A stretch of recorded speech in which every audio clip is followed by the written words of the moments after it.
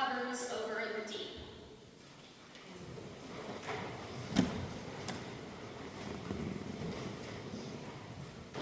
My mom is the kind of person who expresses her love through food, cooking and sharing favorites.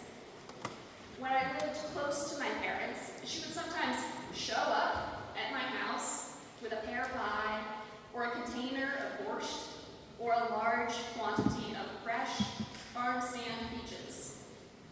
At holidays, she bakes copious amounts of cookies and makes enough Chex-Mix that after stuffing themselves for days, kids and grandkids still leave with containers filled for the road.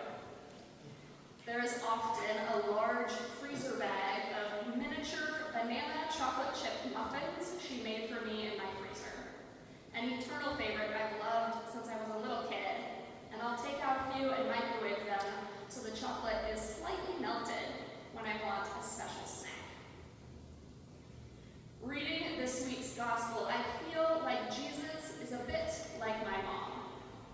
He also seems to express his love through sharing food and associates care with feeding others. Even post-resurrection, he's grilling fish on the beach so that his fishing disciples, who have seemingly gone back to business as usual, can have breakfast with him. So much of the Gospels are about meals and food that it makes me wonder if perhaps at least part of the reason for God's embodied incarnation as Jesus was so that God could share a meal with us. God, in God's wisdom, knows that sharing a meal is more than just physical sustenance, but a way of building and maintaining relationships and sharing our love for each other. People whose vocation is to grow, prepare, or serve food know this. They know that they are doing more than filling bellies, though of course meeting that basic need is vital.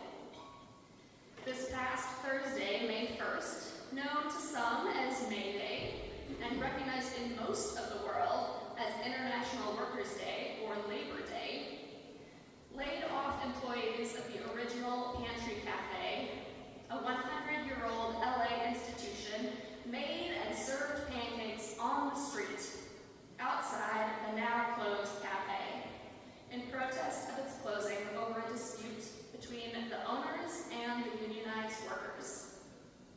Many of these workers had spent decades working at the Pantry Cafe, and even now chose to share food and love with anyone who wanted it in an act of both pancake and protest. Food is never just food. Food is love, food is care, food is nourishment, food is relationship. Whether we recognize it or not, we are in relationship with the people who grow and prepare our food, just as Jesus was in relationship with his fishing disciples, and they were in relationship with him, grilling fish on the beach. If food is relational, then how we get it and who we share it with matters.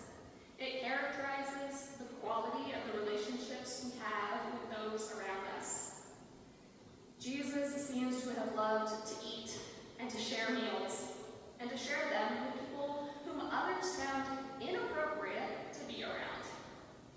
Eating with the despised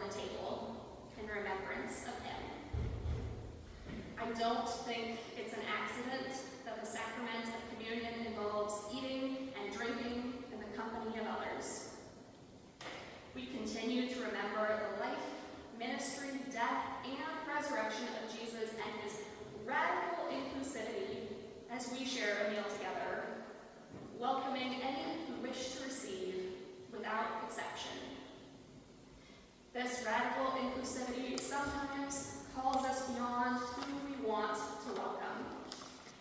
Imagine being Ananias for a moment. Ananias, the book of Acts tells us, is asked by Jesus to heal Saul, a man who had been persecuting the followers of Christ.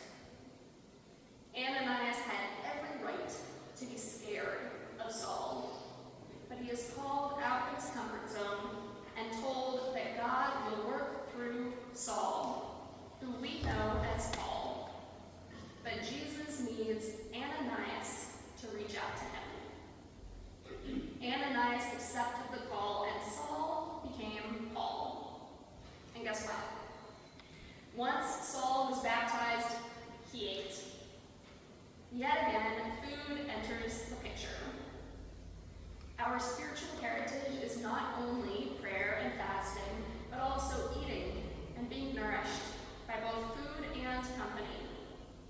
We need each other, and we are called again and again back into loving relationship with God and one another. In this loving relationship, there is enough to go around for everyone, and everyone gets a fair share. In fact, there is more than a fair share, but a rich abundance. The 153 large fish the fishing disciples caught when they cast their net on the other side of the boat is way more than enough. And strengthened by their breakfast and reminded of their call to spread the good news of God's radical love, the disciples are once again prepared to go out and share the feast with the world. So pull up a chair, invite someone to the party, and dig in.